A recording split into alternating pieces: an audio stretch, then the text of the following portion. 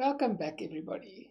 Today we're going to do the last session in our 3 on problem solving with whole numbers. Now, these are all examples of type of questions that your teacher might ask you because you now have the knowledge to answer them. You must just read your questions very carefully. Okay, so today we're going to do budgets. So what is a budget? You all know a budget. Your parents give you an amount of money for the week, and they say from that money you must pay for your transport, you can tuck shop money, or something else that you want to use that money for. But you've got to work out that you've got enough money for the whole week. Your parents' budget, especially if there's like a holiday they want to go on, then they really budget carefully to make sure that there's enough money when the time comes. Okay, so what is a budget? A budget is a plan of income and spending for a period of time. Okay, so as I said, you have to think carefully on how to spend your pocket money. So you have to budget.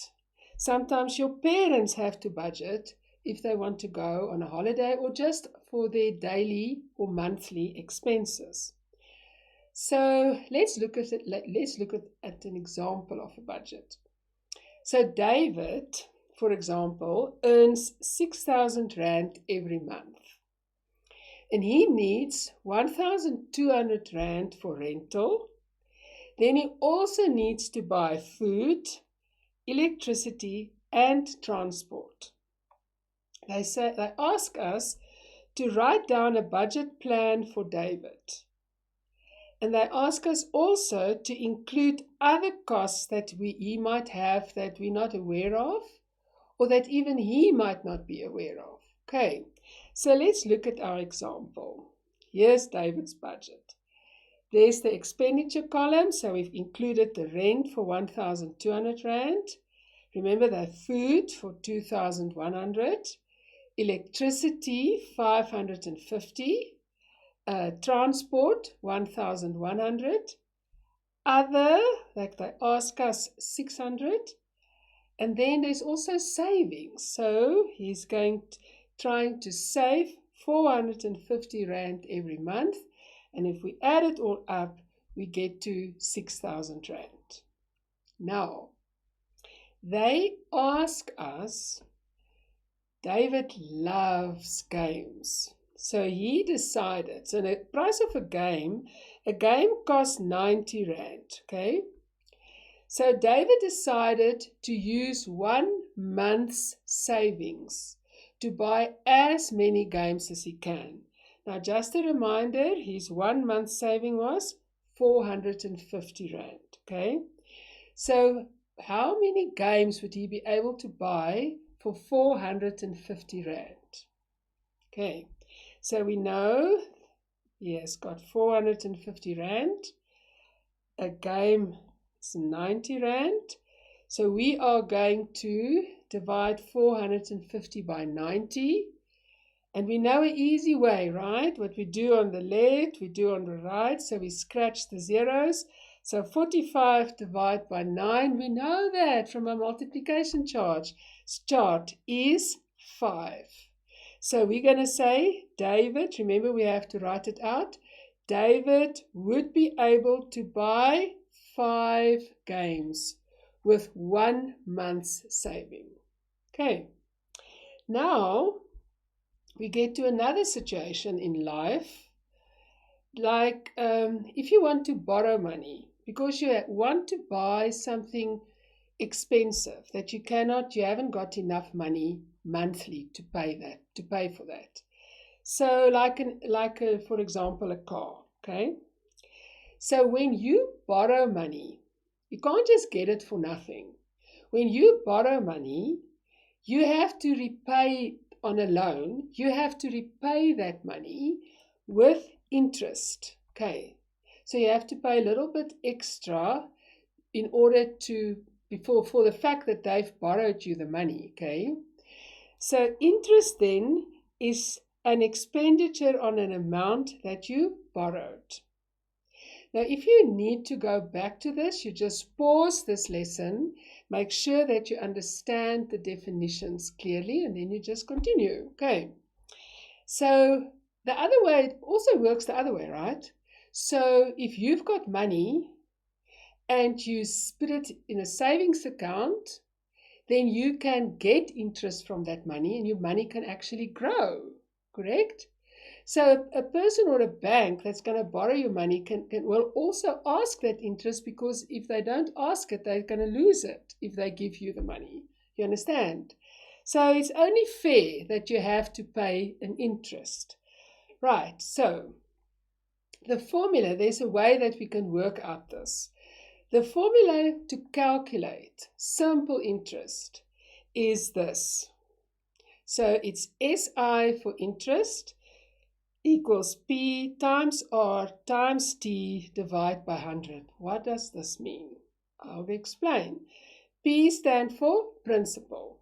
This is the amount of money that you borrowed or that you invested, depending on which way. But say, for example, you borrow that money in order to buy something big. Say, for example, you borrow 1,000 Rand.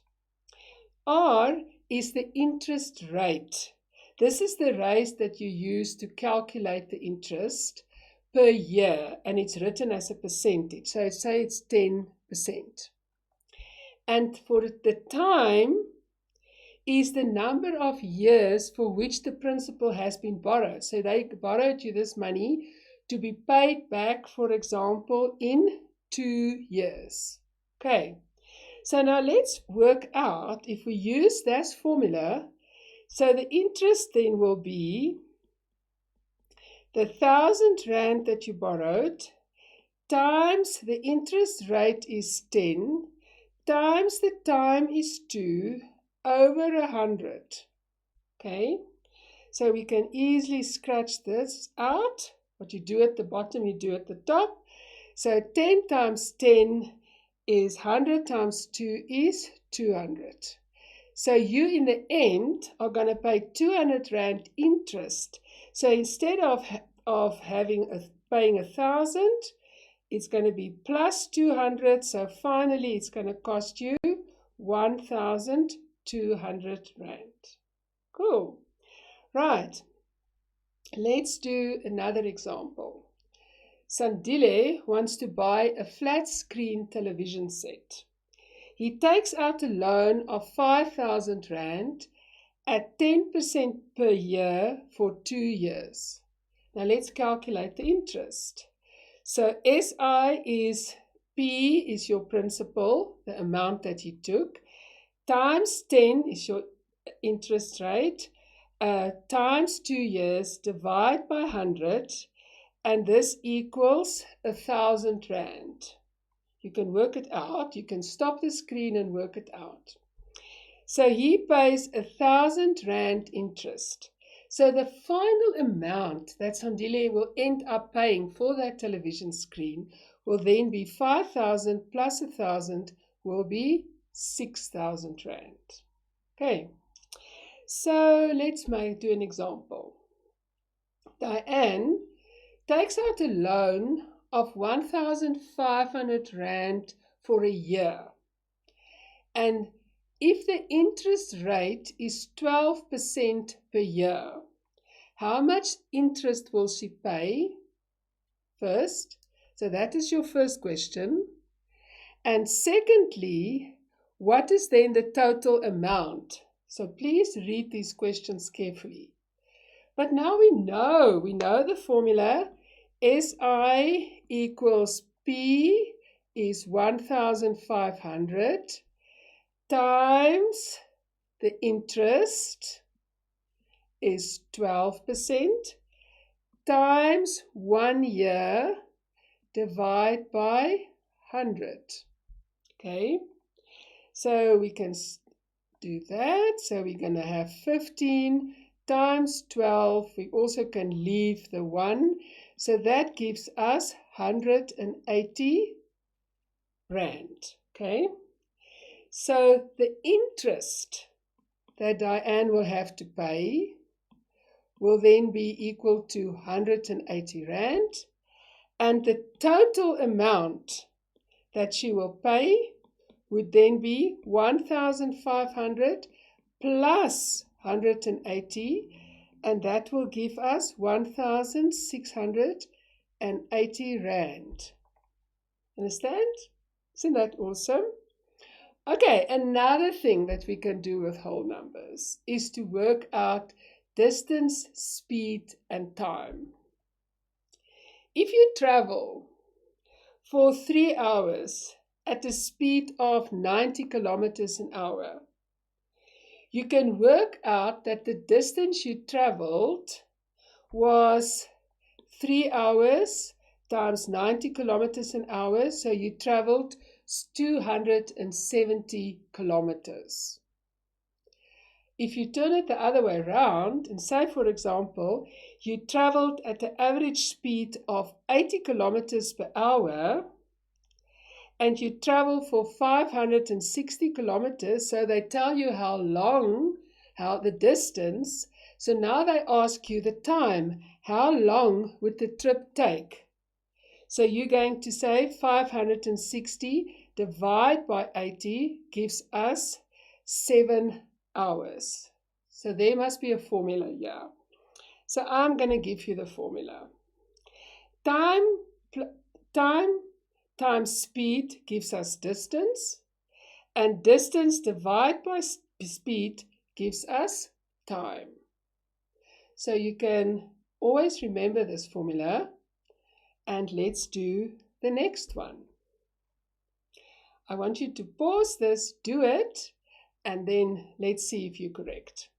Sam traveled at an average speed of 120 kilometers per hour, and he traveled for 600 kilometers. How long did his trip take? Now let's think of your formula. Your dad travels for 2 hours at a speed of 90 kilometers per hour. What is the distance that he traveled? So the first question asks you for how long, and the second one asks you for distance. Let's see. The second one asks you for distance. The first one asks you for time. Okay, so you've got your formulas. Let's see. First one. Okay, so let's do the answer. Right. Sam traveled at an average speed of 120 kilometers per hour, and he traveled for 600 kilometers. How long? What must we do? Yes, 600 divided by 120. It's going to tell us he traveled for 5 hours. The other one was your dad travels for 2 hours at a speed of 90 kilometers. What is the distance? Again, look at your formula. And what is the answer? 2 times 90 gives us 180 kilometers. I hope you were correct. And if you did not understand, please go back and look at the formula. Make sure you understand it. So these questions, they love to ask these questions, and it's so empowering if you know how to answer them. I hope you enjoyed this, and I'll see you next time.